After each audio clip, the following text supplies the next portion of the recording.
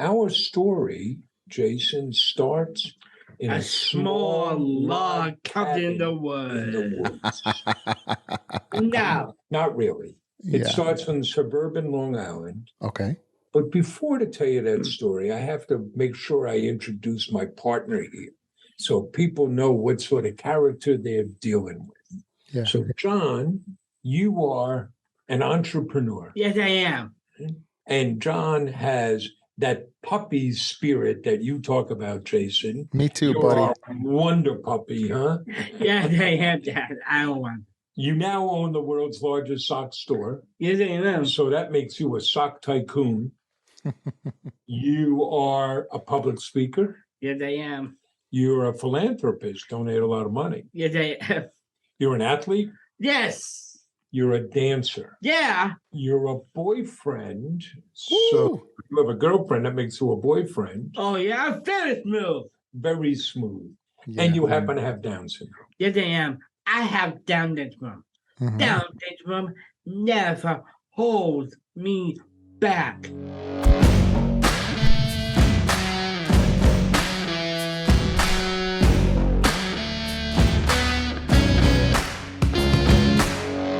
Welcome to the Spear and Clover podcast, the show where military mindset meets the spirit of the puppy. I'm your host, Jason Skisick, the entrepreneurial evangelist, and each week I bring you the stories of visionaries who see the world as it could be and can't help but take action. If you're enjoying these episodes, please take a moment to subscribe, like, and review.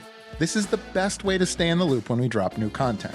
At its best, this show highlights folks who are not only out there winning in their selected field, but doing so as a result of undeniable passion and a love for what they do.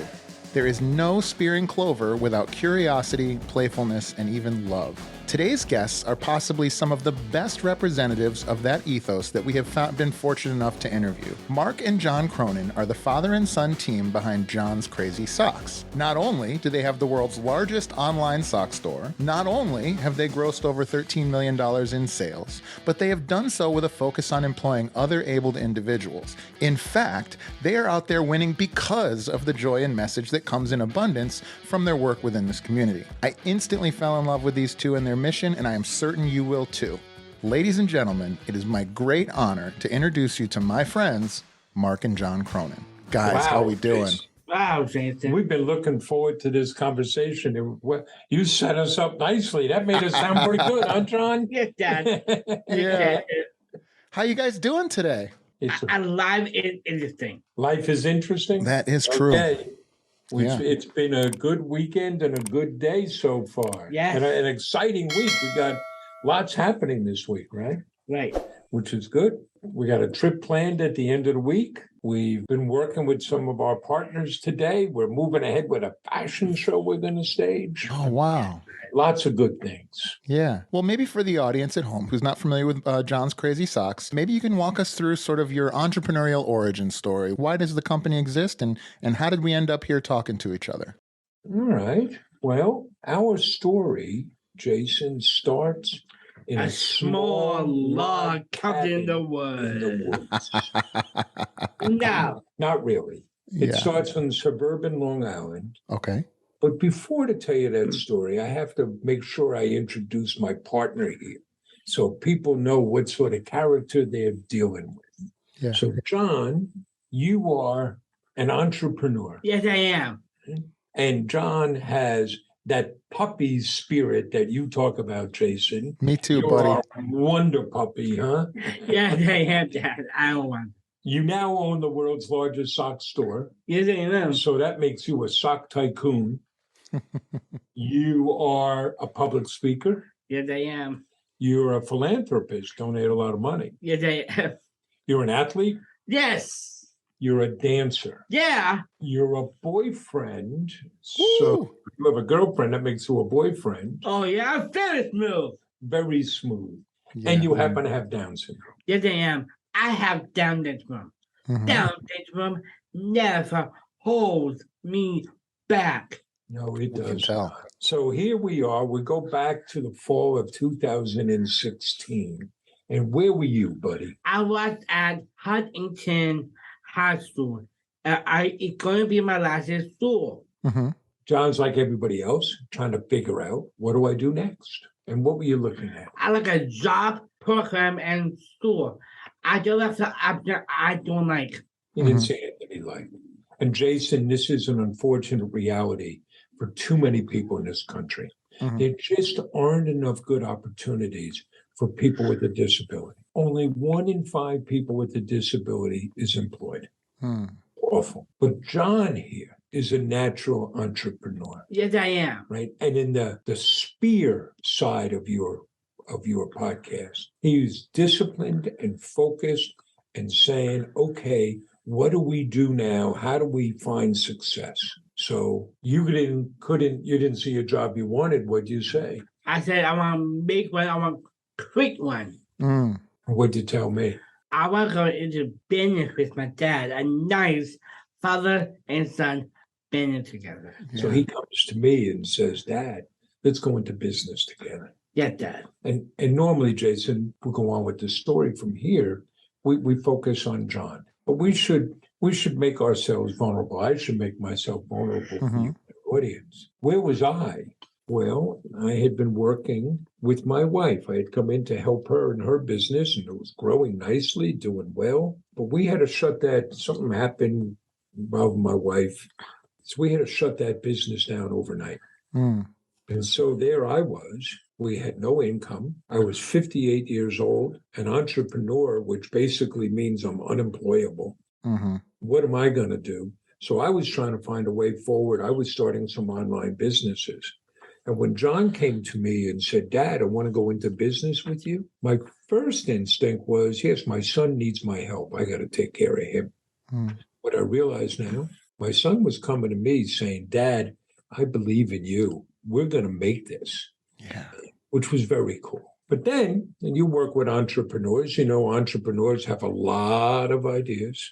Sure. Some of them are good ideas. We had to come up with an idea. What business were we going to do? Right. What was one of your ideas? I got an idea of food truck. I got an idea from the movie Chef and John Favreau. The movie about a father and son bonding a food truck. Yeah. Good movie. Sounded like great fun. And we're thinking, what would we make? Where would we put the food truck? But we ran into a problem. We can't cook. Yeah. So we had to have something else. And right before Thanksgiving, the U.S. Thanksgiving. I have brilliant idea. Brilliant idea. Oh, I got an idea. I want to sell crazy socks. Yeah. Why socks? It's fun. It's colorful. It's creative. It always let me be me. John had worn these crazy socks his whole life. We used to drive around looking for them. Yeah. So when he suggested that, my thought was, okay, if you love them this much, surely other people would too, and we could find our tribe. So there we were. We had the idea. And at that point, we skipped the formal business plan and said, let's go the lean startup route. Let's just get something up and running, minimal product, and see how people respond. So you already had the name. Yep. I got a name. I told a website. I got an idea. Online. So we set up a website, built it on the Shopify platform. We got some inventory. We're bootstrapping. So you got to make do with what you have. And no complaints about that. Right? Too much money makes you stupid. We have to figure out how to make things work. So the only marketing we did was to set up a Facebook page, and I would take out my cell phone, and we made videos. And who do you think was in those videos? I talk about socks. Socks, and more socks. And what day did we open? We were on a Friday, December 9th, 2016. And we didn't know what to expect. We were very fortunate. We got what felt like a flood of orders the first day. We got 42 orders. Wow. And most of them were local. We live in a town called Huntington on Long Island, outside New York City. You were in the high school. We had temporary office space there. What did we decide to do with those first orders? A home delivery. We get red boxes. We put the socks in the box. Socks. We looked at it and said, it needs something else. I put a sticky note over it, and I put candy, a bag of Hershey We Kisses. got Hershey's Kisses, poured them in, loaded up the car, drove around, and you knocked on doors delivering I socks. did. Customer love said they loved our socks, and a customer responds, they took a picture with our socks and me Mhm. and share it on social media. A Mhm. word get a thread. We had customers ordering again just to get John to come back to their door. Yes. It was wonderful. Yeah. So at the end of that month, really 2 weeks, we had shipped 452 orders. Wow. We knew we had something here Yeah. that we could build and grow it. And part of it, you learn by doing. Mhm. So instead of thinking around what could happen or planning to make it perfect, we plowed ahead and tested the idea. And we learned a few things. One, But pivot one of our socks. they want to Two. buy socks. Two, I buy socks for me. They related to John. They liked the personal touch, the thank you note, the candy. They liked the fact we'd already pledged 5% of our earnings to the Special Olympics. Mhm. And it was something that surprised us. We got a very emotional response from some families because they saw a young man with Down syndrome taking the lead, Mhm. creating a business, and that gave them hope. And the third thing, you learn by doing. So we learned that this young man, This is old man. we could sell socks. Sure. So that's how we got started. It's now, we're coming up on our 6th anniversary. How many different socks do we have? We have 4,000 different kinds of socks and any sources. Which means John here owns the world's largest sock store. Wow. We've been able to create 34 jobs. 22 of those are held by people with differing abilities. We've shipped over 385,000 packages to 88 different countries. We've raised over $500,000 for our charity partners, including over $100,000 for the Special Olympics, more than any Special Olympic athlete has ever donated in the past. And we got great products. We got 30,000 five-star reviews. Wow. So it's all because John said we should sell socks.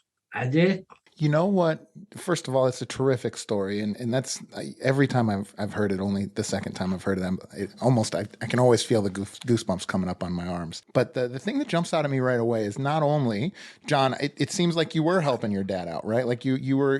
He needed something to do, and you needed a job. And what the one thing I just love is it wasn't good enough that you had already gotten 42 orders, you had already sold these socks, but you had to like really wow your clients with the candy and the note. I think that was such a sharp and savvy like business move to do. And it's something that some people never do. And some people it takes years to realize how to set themselves apart. And you guys knew that right away. Do you think that, what do you attribute that to? What do you attribute was it just instinct or, I think it's a combination of things. Yeah.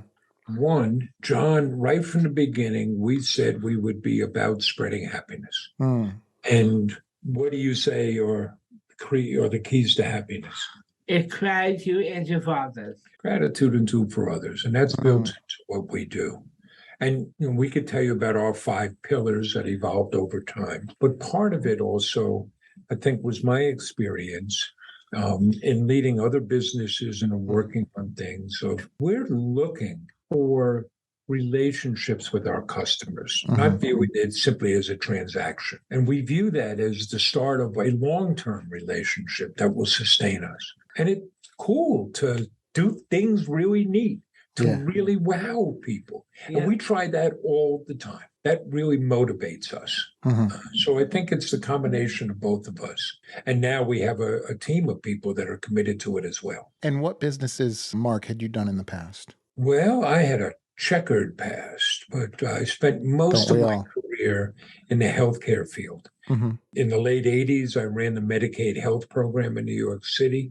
Oh, wow. I led a series of healthcare management and consulting firms, trying to figure out how do we better deliver healthcare to the poor? How do we better organize healthcare?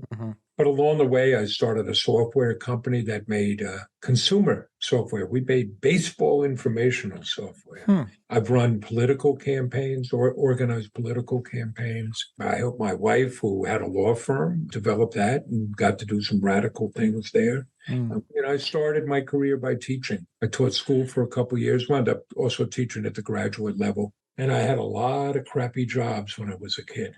It helps. I think that helps entrepreneurs for sure. What about from your perspective? How was it trying to cut through red tape in this, whether it's healthcare or legal or all these walls getting put up in front of you? And then you and John just decide to kick through the walls and make an impact from a direction that maybe nobody could have ever seen coming. What did that feel like? Well, first, it's awesome. Yeah. And you have to know where you are. And there are certain trade-offs. When I was younger, I wanted to change the world. And I wanted to work on a large scale. And to do that, you have to be in an organization that has a large scale. I look back, I didn't have the language at the time, but I've always been entrepreneurial. I can go back to my childhood. And by the way, I see some of the same things in John. Of course. That I was doing things that were entrepreneurial. Yeah. That were really cool. I look back on it now and it's almost like that was somebody else, but wow, that was really neat. And then did that within organizations. As my career developed, I was in a position where I got to do more of that and really lead firms. So all along I was moving towards and had started some business of doing things on my own, of leading that. But there are trade-offs. I'll give you an example. We're now working, we're entering the wholesale channel to sell into retail stores. And we have an arrangement. We've reached an agreement with the national retailer. We're going to sell in their stores. Well, ultimately, we'll be in more than 800 of their stores. Well, they are a big bureaucracy with lots of silos. It's frustrating at times. And we've done some things to kind of break down those silos and kind of break the rules, get your hand slapped, but things get done. And I liken it that they are the aircraft carrier. And it takes them a week to plan to move 5 degrees this way.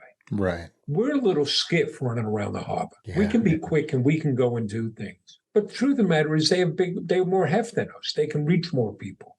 And we're growing and want to reach more people, but there are trade-offs that you get there. And part of it is also, what we're doing here is a dream. And it is something I remind John and me and our colleagues. We get to run this business the way we dream about running it. We can't blame it on headquarters. Right. We can't blame it on the board. This is us. And we get to decide what world we want to create to live in.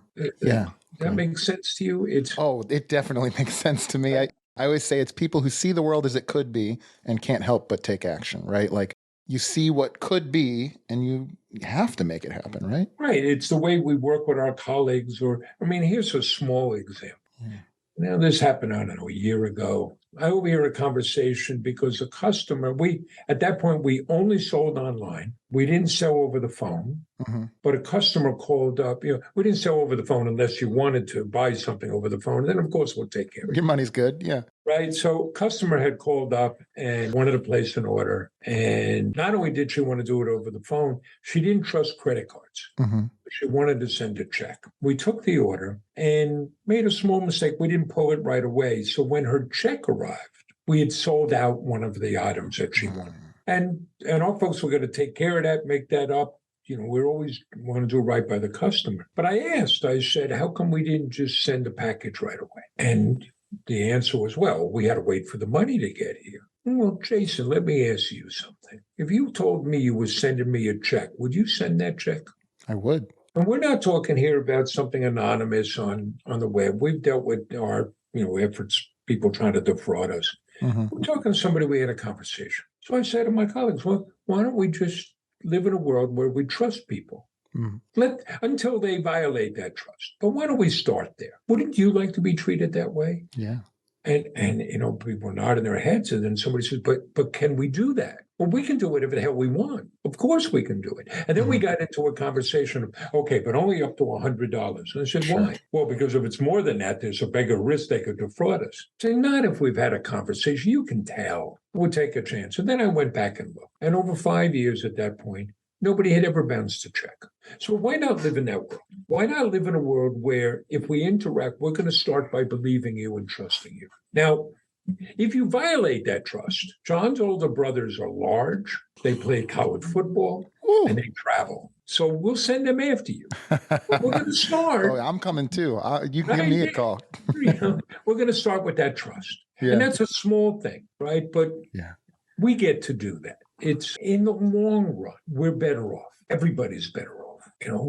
We guarantee our not just our socks, we guarantee your happiness. And there's really no limit. We say it'll be a year, but it's forever. We had somebody call up 2 years after they ordered something. They had never even looked at it. And they called up and had some come in and okay, we'll take care of you. It makes for better relations. It makes better for people here. You're not fighting with folks. And guess what?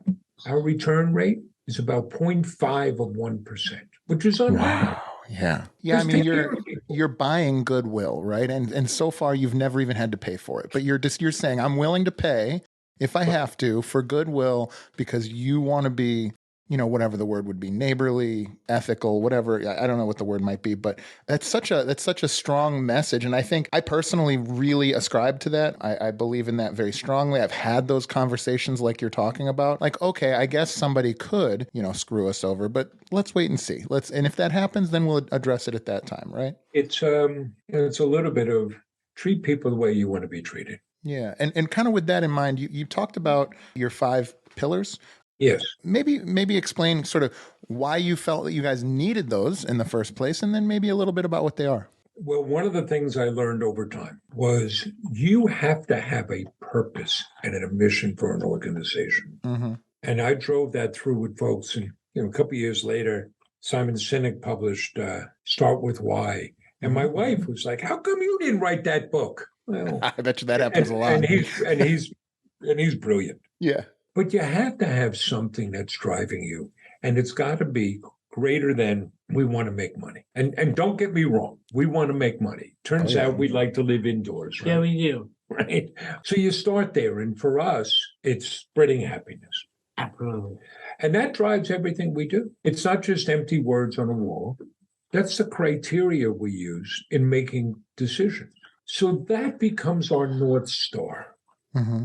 That's where we're always pursuing. That's what we're about. The pillars come about because you need to define that somehow. You need to put some meat on those bones. So we've got these 5 pillars. Experience and hope, give it back, find product you can love, make it personal, and make it a great place to work. So the last one, make it a great place to work, is the one that came last. Mm-hmm. This is relatively simple. It's common sense. So we want to spread happiness with our customers and in the community. We have to start here. Mm. How could you be, if you're not happy, how are you going to spread happiness elsewhere? So, and even that one, it's turned out I identified 5 parts to it. 1, offer people a mission worthy of their commitment. It's got to be something larger than ourselves. It's, I think, one of the reasons leading to what some people are calling the Great Resignation. Since August of last year, 4 million people a month are leaving their jobs. And there are a lot of different reasons. Some are saying, I'm not going to work for this wage anymore. But part of it is people are saying, what am I doing? I'm working 40 hours a week for what? Well, you got to offer people something that's worthy of their time. And then 2, make sure everybody knows why his or her job matters. Mm. That your job connects to that mission. Mm. There's no make work. There's no cog in the machinery. And I've had conversations with other business owners saying, that's pie in the sky. And say, wait a second. Do you want to employ people who aren't essential to your business? Why are you paying them? And everybody's going to know their job matters. Mm-hmm. That makes a difference. 3, put people in a position to succeed. Don't ask them to do what they can't do. So, John, you do a lot of things here. I do. But we don't ask John to do our finances. And then give people what they need. So if Kenny, our lead packer, needs a special chair, get him that chair. Right. If Nick, our webmaster, needs something, a tool to use at the website, get it from him. And we don't have unlimited resources, but put people in that position to succeed. 4, recognize what people do. I mean, Jason, you work hard on your podcast. You're thoughtful, you plan. Doesn't it make you feel good when somebody recognizes that? Yeah. And sometimes it's as simple as saying, thank you. Right? So part of that is you got to compensate people right. You know, you don't have to pay them the most in the world, but it's got to be fair. And the last thing, stay the hell out of the way. Let people do their jobs, right? So that rolls up to, let's make this a great place to work. And we ask, we check in with people, and we can see it. Once people start here, they don't leave. We want them to be able to do their best work. And then the 4th pillar is making it personal. Yeah. So that goes back to that very first day of the home deliveries. And in fact, today, you know, we've shipped to 88 countries. But if we get an order between our office and home, what are you doing? I still do home delivery. Still doing that home delivery. Wow. It affects everything you do. So if you call here, you don't get voice jail. You're going to talk to a person. It's going to be a human conversation. There are no scripts. We don't listen in on the calls. Or here's another example. And some of your audience, they own their businesses know this. One of our most valuable assets is our email list. And if you're an e-commerce store, every time you send out an email, you'll get a little blip in sales. So it's very tempting to send a lot of emails. There are some companies I get 4 emails a day from. Who the hell wants 4 emails a day? Nobody.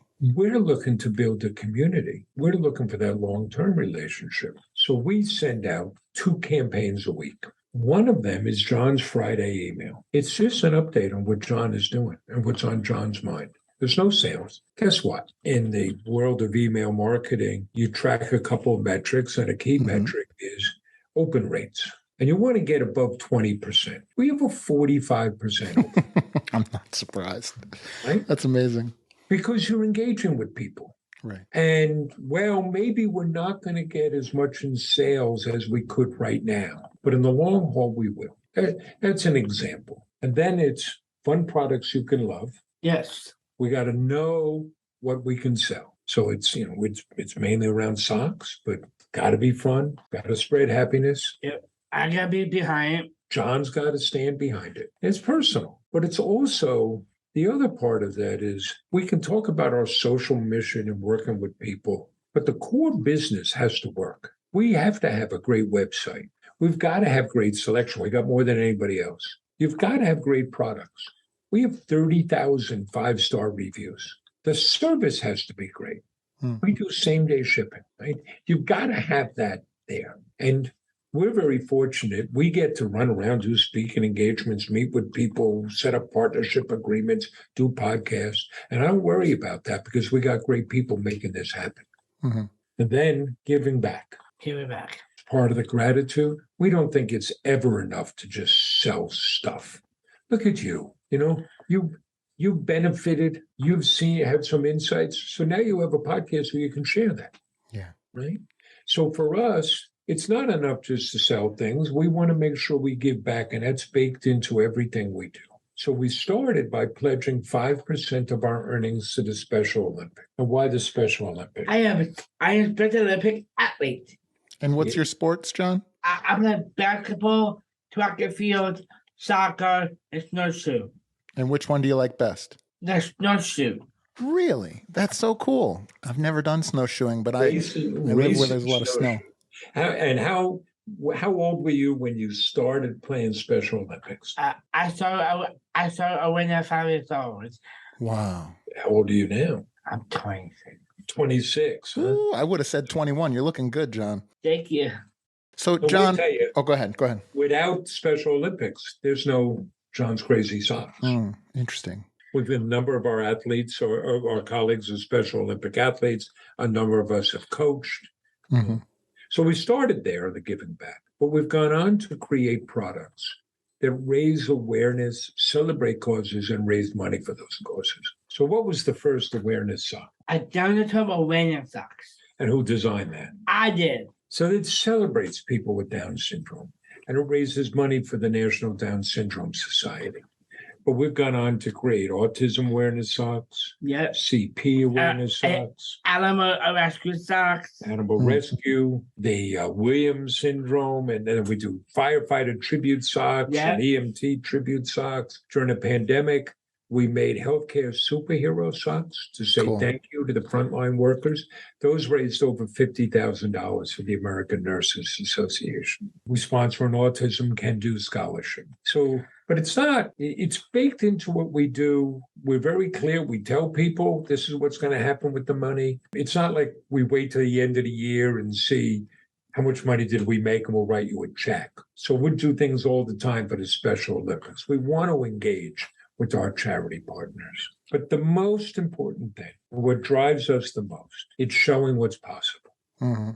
At a broader level, it's showing that you can dream up a business and lead that business. It's showing you can create something. It's showing the power of the social enterprise. But more particularly for us, it's showing what people with different abilities can do. And we start with John, right? You have Down syndrome. Yes, I am. But we don't put you in the back. No, I could be in the front. I'm afraid I'm a company. Based on a business. We hire people. So we've been able to create 34 jobs. 22 of those are held by people with different abilities. Mm-hmm. And that's not enough. We want to show the world. So we create content all the time, and videos and pictures, sharing what our colleagues are doing or highlighting what others do. We create events. We're going to stage a fashion show called Another Face of Beauty, where all the models will have a different ability, will have a disability. Just the other day, where were you on Monday? Monday, I went to New York Stock Exchange. This is for a CEO commission. What'd you do there, though? What'd you do at the New York Stock Exchange? A CEO commission. Yeah, but what'd you do? You rang the bell. You rang the bell? You rang the closing bell. That's amazing. Right? Showing, here's what's possible. Yeah. We do these podcasts. This is why we're so grateful that you have us on, because we get to share the story and tell what our colleagues can do. Yeah. We're successful because of the people we hire. Yeah. We do speaking engagements, which have taken us all across the U.S. in the next, 3 weeks? This weekend, we're going to Cape Cod up in Massachusetts to meet with the Joseph B. Kennedy Foundation, the Kennedy family, to meet with them because they're great supporters of people with intellectual development disabilities. We're going to North Dakota to speak at a conference in Fargo. Yeah. Very exciting. Excited. Because that'll be my 48th state. Wow. So looking forward to that. Then we go down to Texas, to the George H.W. Bush School of Public Policy. They're having an anniversary. And we're going to speak because John had become sock buddies with the former president. Wow. But all of that is just carrying out that message. Every time John stands in front of an audience, appears on TV, appears on a podcast, I think it helps change people's minds. Clearly. Today's show is brought to you by High Level CRM. High Level is an all-in-one platform designed to help entrepreneurs grow their businesses without the need for multiple softwares or an IT team. Not only does their easy-to-use software allow you to track and manage your leads throughout each phase of the relationship, but it also allows you to build funnels, track stats, and more. Guys, I sat down and added up the cost of software I was able to replace with just one app, and it was over $1,000 per month. Because this is an all-in-one application, I also save a ton of headaches connecting apps and building automations, and the team at Go High Level does a great job of getting you started quickly and easily when you sign on. I cannot more highly recommend these guys. Right now, Spear and Clover listeners get a free 14-day trial of High Level CRM for themselves. Click the link in our show notes to support the show and get started on your free 14-day trial today. I'm super excited that today's show is brought to you by the Global School of Entrepreneurship. Most practicing entrepreneurs cannot take 2 years away from their growing business to attend a full-time campus-based program or spend every weekend away from family and business for a couple of years. Finally, there's an accredited program specifically designed for you to work on and grow your business while completing your MBA. The GSE MBA complements the needs and schedules of someone actively engaged in an entrepreneurial venture while still covering the accredited curriculum expected from any MBA program. The Global School of Entrepreneurship offers a unique offering called the Mastermind to MBA program. It consists of 10 students who work together in a forum-style cohort and meet every other week for a year. The GSE MBA helps you develop skills in critical thinking and strategic planning. Students also develop competencies in leadership, decision-making, and communication with both employees as well as the important stakeholders in your business. You will be exposed to world-class academics and fascinating guest lecturers. You'll work on your business while working in your business. Students are guided by real-world entrepreneurs with decades of experience starting and scaling businesses just like yours. Best of all, I'm beyond proud to announce that the Global School of Entrepreneurship has agreed to offer one Spear and Clover listener a scholarship to join an upcoming Mastermind to MBA cohort. They are looking for someone just like you to bring a unique perspective to the program, and they are accepting applications right now. To learn more and to apply, simply go to www.gse.mba/spear. That's www.gse.mba/spear. Don't miss this opportunity to level yourself up and surround yourself with other like-minded entrepreneurs just like you. Once again, to apply for the GSE MBA Spear and Clover Scholarship, simply visit www.gse.mba/spear. That's www.gse.mba/spear. Today's show is brought to you by Scaling with Media. I mean, literally, like if it weren't for the folks at Scaling with Media, you would not be getting this. Scaling with Media is a truly revolutionary company for any entrepreneur who wants to reach a larger audience without taking on the years of experience necessary to master the required skills. These guys do it all. From helping you develop your creative plan to editing, sourcing content, copywriting, ads management, and way more. Whether you're looking to launch a YouTube channel or podcast, or you just want to scale your business out to more eyeballs, these guys are the absolute best one-stop shop. But that's not all. Right now, Spear and Clover listeners who sign up for their brand launch package will receive a free, that's right, free professional grade studio kit that I'm actually recording right now on. The studio kit includes a professional microphone, stand, lighting, and headphones, and is worth well over $500. Take action now by going to scalingwithmedia.com/spear and claim your free studio kit. Again, that's scalingwithmedia.com/spear, scalingwithmedia.com/spear. Now back to the show. John, you started looking to make a job for yourself because you didn't find one that you wanted. How does it feel for that job to now be responsible for changing the world and making other people happy? How does it feel to make so many people happy? I feel really happy. I'm really excited. I see the people out there, and I see the sad succeeds, and it's really incredible. There's nothing better. We're a very seasonal business, right? Yeah. Nobody buys socks in the summer. It's awful. Sure. But there's nothing better come the holiday time when this place is thriving and it's full. It's like Santa's workshop. Yeah. You know, and we could share stories about the impact it's had on individual lives. Yeah. Which is profound for us. But do you get fan mail, or do you get like just the reviews, I suppose, quite a bit? We do. We hear from a lot of families, a lot of individuals that, you know, it's really important to them to see what John is doing. And that's something we still struggle to wrap our minds around. Yeah. I mean, I understand that at a certain intellectual level, but otherwise it's just John and me. It's just John. Right. Right. And here's your inspiration, by the way. I'll be driving, he'll be sitting next to me, and he'll text me, "Dad, I just farted." That's your inspiration. Yeah. You know, it's funny. Our first conversation, the thing that I immediately told my wife, because a lot of people that I've worked with in the past, my wife and I have been in business together. You've been in business with your wife. I think a lot of times entrepreneurs kind of shy away from family business or mixing that friendship and business or family and business. And the thing that, more than anything else, the thing that I saw was the love and affection that you two have just physically, like in space, in the room, like watching how much kindness and love and like grace that both of you have towards each other.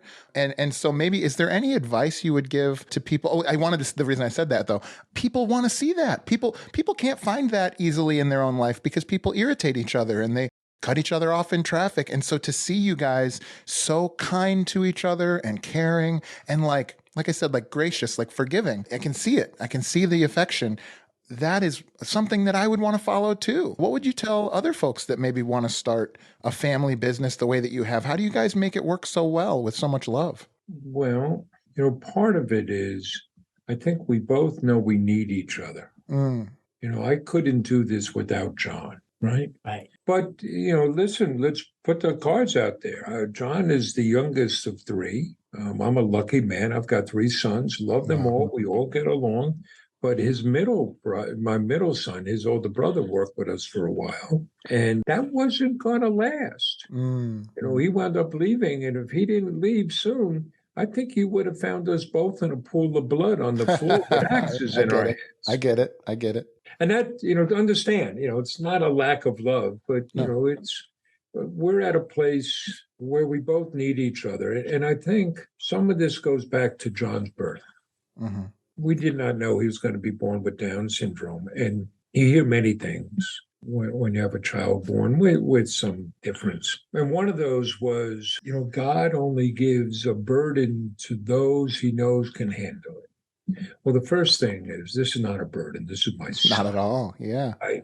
But the second, I think they have that wrong. It's a kind of a wild cosmological view, if you do believe that, right? That somehow God is floating around in the sky and he looks down and says, things seem to be going well for them. Boom, let's see if they can handle this. But it's the other way. Yeah. John has made us better people. John has made me a better man. Working here in the last 6 years has made me a better person, more understanding, more empathetic. Mm-hmm. And we get to share that. We don't, I don't think we're anything special. We'll tell you, we're a couple of knuckleheads selling socks. Yeah.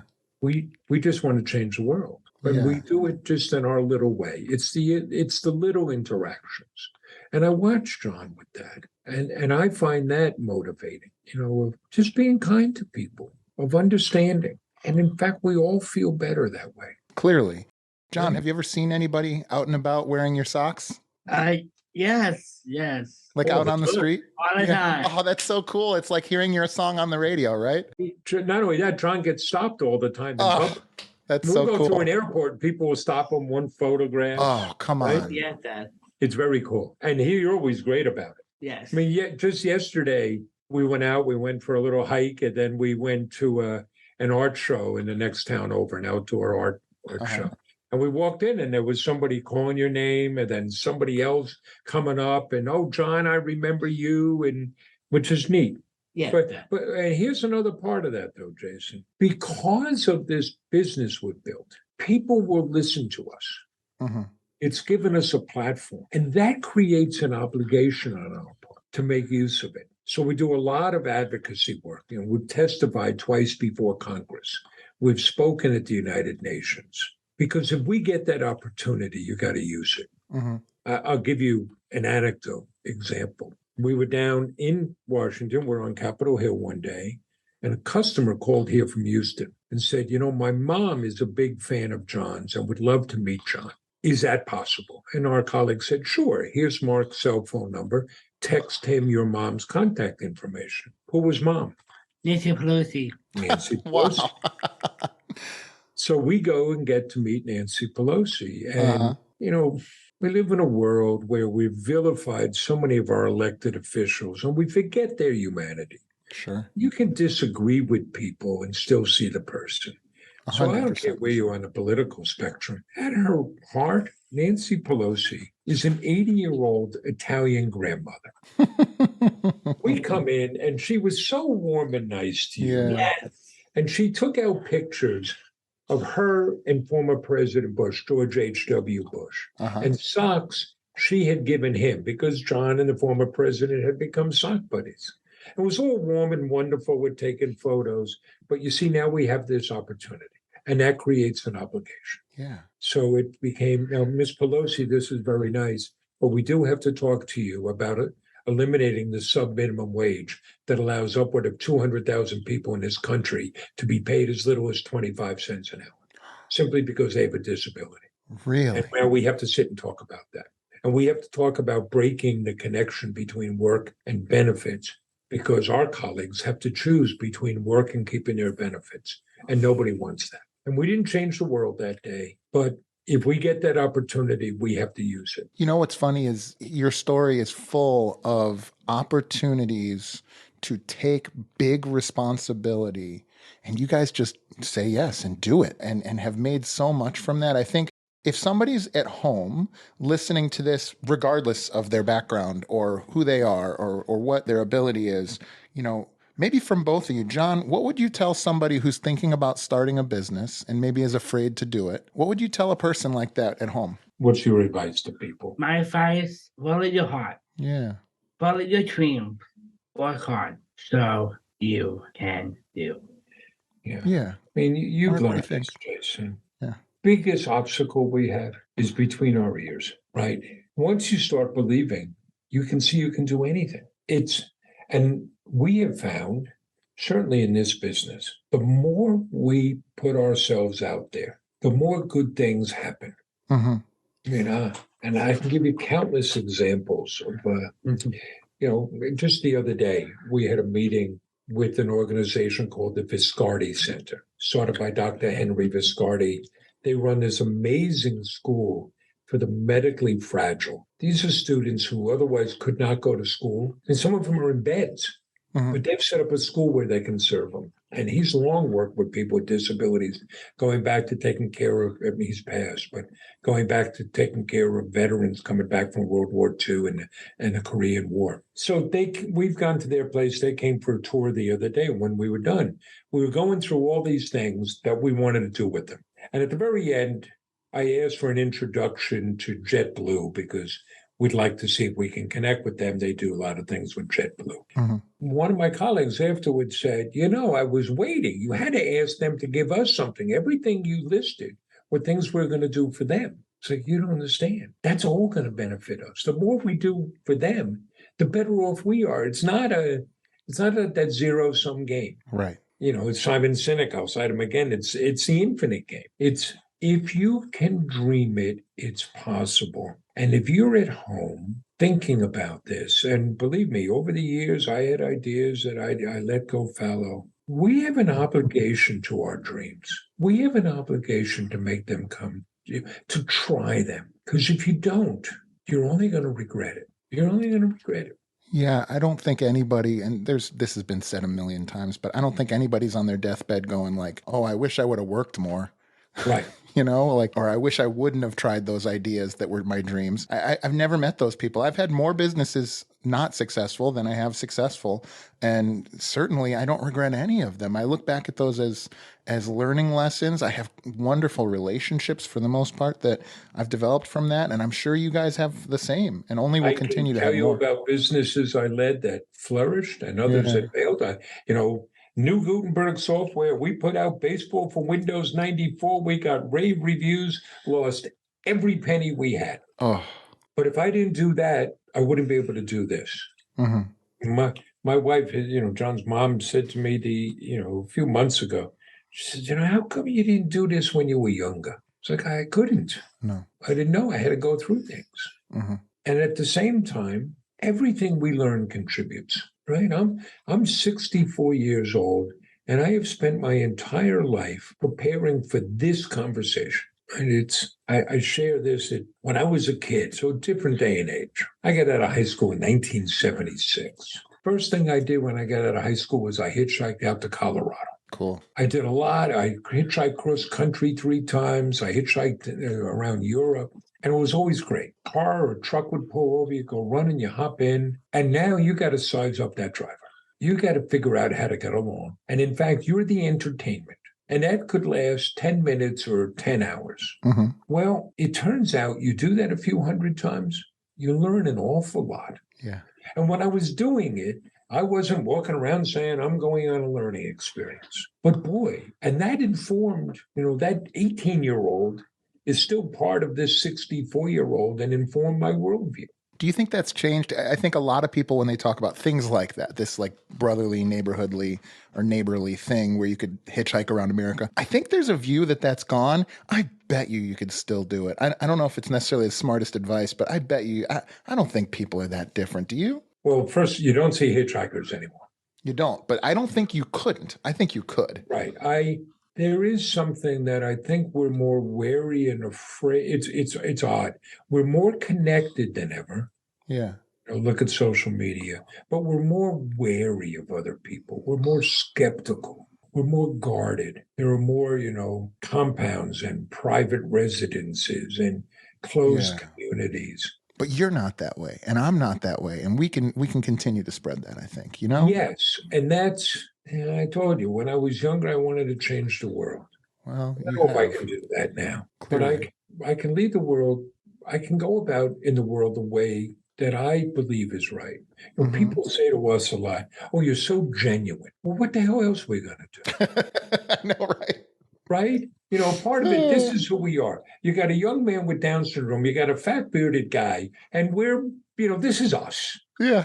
Right. And it's, I get kind of the edges around it of the more confident you are, the more humble you can be. The more confident you are, the more vulnerable you can be. I think kindness comes from strength. I think kindness and Yes. givingness comes from strength. I've always thought that. When you don't have that, now you're worried.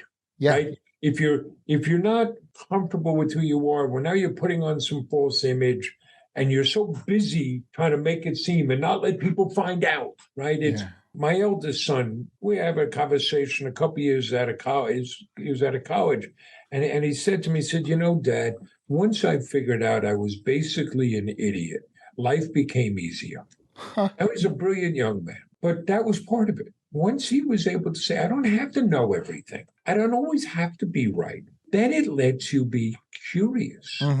That's one of the words you talk about. Let's go be curious. It's now been used in the Ted Lasso TV show. Be curious, not judgmental. By the way, Walt Whitman never said that. It's attributed to Walt Whitman. But, you see somebody that does something different. Don't look down on it. Be curious. Well, why do they do that? What can I learn from that? Everybody's got a story to tell. Let me listen to that story, and my life will be richer for it. Yeah, even if it's not good, at the end of the day, you're going to be richer for it, right? I've talked about this on the show, but you're such striking a nerve with me that over the last few years, I stopped trying to win arguments and be right. Not that I argue all the time, but I stopped trying to be right all the time. And all of a sudden I can't lose because I'm always on the winning side. I'm like, oh, you're right. That's right. Now we agree and I'm right. So yeah. Back in 2007, in the summer of 2007, sparked in part by my oldest son, I signed on to work on this junior senator from Illinois' campaign, Barack Obama. Wow. Organized his campaign on Long Island. And as things grew and, battling Hillary and then John McCain. And we'd have meetings and I'd listen to people come up and they're all worked up. I'm going to convince my neighbor now to bet, not to vote for McCain, to vote for Obama. And then listen. And I'd look at him and I'd say, let me ask you something. What could your neighbor say to you to get you to change your mind? Well, nothing. So why do you think you're going to change your neighbor's mind? Right? But here's something else I discovered. It was a great experience. After that, in our town, we worked on changing the town charter and how we elected our local officials. And we had this really odd coalition. We had Obama progressives, we had Tea Party people and conservatives working together. And we would have meetings in our house. At that point, we had this big old rambling house. And I would look out and smile because the year before, those same people stood on opposite street corners screaming at each other. And here they were. They had common ground. They were breaking bread together and enjoying each other's company. Right? Simply because they began to listen. If you're, we talk about gratitude and fortune. You just look around how hard life can be, how hard things can be. We were driving yesterday through a little shopping center, a lot of closed stores. Well, it just reminded me how hard it is to get a business going and to stay in business. And how grateful we are to be in our sixth year. right? It's not beating our chest. It's a sense of gratitude that we have this opportunity. We get to do what we do. Yeah, and I think you guys will enjoy many, many, many more years of success. I am so excited that you guys have come on and shared your story. And if I'm at home listening, I can't imagine I can think of a better representative of entrepreneurship and spreading joy in the world. Before we go, there are 2 questions that I ask everybody that comes on the show, and I'm going to ask them to you now. Are you guys ready? All right. Yeah. Okay. Question number 1. If you had unlimited money, what would you do to grow your impact on the world? What would you do to grow your business if you had all the money in the world? In business. In business and life, I know one thing, we want to reach more people. Mm-hmm. So I would invest some in the business on reaching more people. But also we think we may spin off a nonprofit that would offer training for entrepreneurs, particularly entrepreneurs with different abilities, Mm-hmm. that would offer education and training, get us out doing more speaking events, get us out traveling more and seeing the world. Here's one thing that we'd like to do, and we're going to figure out how to get done. We'd like some sponsors. We want to do John Meets America tour. I love that. We want to take about 3 months and travel around the country, speaking at local events, maybe doing pop-up shops, meeting with local groups, just going out and you're getting to meet more people, having them see you. Yes. And showing here's what's possible. Well, if you come to Chicago or Indiana, you got a place to stay. I would love to host you guys. There we are. Well, we Yeah. got to get to Chicago. We'll go to the beach. So my second question is, and this is going to be a crazy one. If you had to never sell socks again, if you couldn't keep selling socks, and you had to start something totally new together, what do you think that might be? If you had to start a totally new business that's not socks, what would it be? Well, you've spoken about a dance camp. Oh, I was. I'm thinking I just can't. A dance that'd be so cool. And I want to like a songwriter. A what? Songwriter. Oh, songwriter. You want to be a songwriter. Well, you're writing songs now. Yes, I am. Me, if I had to leave this business, I would stay in the small business mode. Mm-hmm. And I would venture into something else I know nothing about and open, a cafe or a place serving food. Cool. Where we could create what's come known as a third space. Mm-hmm. Our first space, and I'm looking to see if we can do this with our current business. Mm-hmm. But our first space is our home. Mm-hmm. Second space is where we work. Mm-hmm. Third space is a public space where we interact with our neighbors. It's kind of a question you asked before. It's not just our friends. An example would be the British pub, where it's down the corner and you might stop in taking your dog for a walk and run into your neighbor, a place where people can interact. Mm-hmm. Well, I could see John's Crazy Ales running a little brew pub. Yeah. But it was open and would put on performances and welcome people in. I don't know. I got a head full of ideas. You got ideas all the time, too. I do. We could maybe make that John's Crazy Ales. I know some brewers. We should talk about that off the air.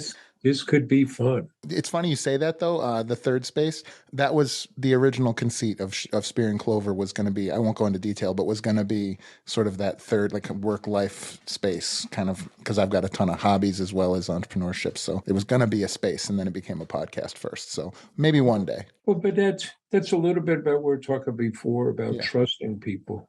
Mm-hmm. We've become so isolated. Yeah. That we don't connect, music. There was a time when everybody, there are trade-offs. I'm not suggesting we go back. But when there were certain records everybody heard. Mm-hmm. Well, now it depends what you listen to. Mm-hmm. Right? So you may be a country aficionado and you're listening to the latest releases there. But if I listen to Jason Isbell, well, maybe I'm not listening to mainstream country. Yeah. And then therefore, maybe I don't know what's really hot in hip hop, or TV. We have, a gazillion channels. There was a certain benefit when there were 3 networks. Sure. Now, there were downsides, but there were benefits that we had shared text, that everybody saw certain shows and we could react and share that experience. I'm not suggesting we go backwards. You can never go backwards, but some way of connecting us more. It's funny though, Mark, because what you're talking about is true. don't have the same maybe experiences you do. However, I will say the one word that echoes in my head as an entrepreneur all the time, there's two, but one in particular here is undeniable. And if you're undeniable, the world finds out about you. And Mark and John Cronin are completely undeniable. You guys are a great business team. You have a wonderful story. And you make me not want to call people authentic anymore because it seems on its face like that's what we should all be doing, right? Just being ourselves. And you guys do that so effortlessly. Part of it. I don't think what we spoke a little bit of the details about our business. Uh-huh. There is none of that proverbial rocket science. It's all common sense. It's all easy. And part of it is stop trying to be something else. Stop trying to be what you think you're supposed to be. Yeah. Just settle down. This is who you are and believe in that. Yeah. There's a football coach I admire a lot, a guy named Bill Parcells. Sure. Was the Giant coach. So that his first head coaching job in the pros was with the Giants. He went 3-12-1 in his first season. The Giants had already offered the job to Howard Schnellenberger. They were going to fire him. Before they fired Parcells, they offered Schnellenberger the job. Schnellenberger at the last minute backed out. They kept Parcells. Mm-hmm. What did Parcells learn? He came out and said, I was trying to do it everybody else's way. I was trying to keep everybody happy. I was going to get fired anyway. I might as well do what I believe. Mm-hmm. And he went on to have a Hall of Fame career. Sure. Right? There is a wisdom in that. Clearly. So before we go, tell everybody where we can find you. And we'll, of course, put the links in the show notes below. You can follow us at johnscrazysocks.com. johnscrazysocks.com. There's lots of ways of interacting with us. And if there's somebody we can help, they should reach out. We'll be glad to do it. But we have our own podcast. The Spreading Happiness Podcast. The Spreading Happiness Podcast. Say it again, please. The Spreading Happiness Podcast. Love it. It's 30 minutes of John and me bantering, telling stories, telling jokes. You give an update on your love life. Yes, Dad. We highlight some good news from other businesses working with people with different abilities. It's on all the platform, the usual podcast platforms. You can get that link on our website. What do you host every Tuesday? I host a dance party every Tuesday at 3 p.m. Anytime. An online dance party with John. There's a link to that. We're on all of the social media platforms, but particularly we're active on Facebook, Instagram, and you love that TikTok. I do. YouTube. We do a Facebook Live show on Thursday nights. So there's lots of ways. But if there's somebody out there, if there's a business or an entrepreneur, that they can reach out through the website, they can contact us. We'll be glad to talk to them. If we can help somebody, we will. And one last thing, we are going to announce a program in the next 2 weeks called JCS Champions. The idea is we are going to put people with differing abilities into their own business by giving them a business in a box. So enrollees, we're going to give them their own micro business where they can sell our socks at craft fairs, farmer markets, county fairs, special events, pop-up stores. They could grow it beyond that if they want. We're going to provide a 6-week training program. Yeah. And then we will give them selling stands, inventory to get started, marketing materials, signage, and there'll be ongoing support. So we're going to start this year with 5, but our goal is to create 1,000 businesses across the country over 5 years. Wow. That's terrific. Well, Mark, John, thank you guys so much for coming on. I am honored to have you on the show. I think you guys are unbelievable representatives of who we try to highlight. Thank you guys both for coming on and have a great day. Thank you very much, Jason. Thank you, Jason. Thank you guys so much for watching or listening to the show. If you enjoyed the show, please don't forget to show us some love by liking, rating, and subscribing so we can keep making more and better content. If you'd like to support the show and get a great additional content like exclusive shows and even live group masterminds, please head over to patreon.com/Spear and Clover to become a member of the tribe. If you're interested in learning more about how we help entrepreneurs, visit spearandclover.com or message us on any of our platforms. Thanks again, and we'll see you soon.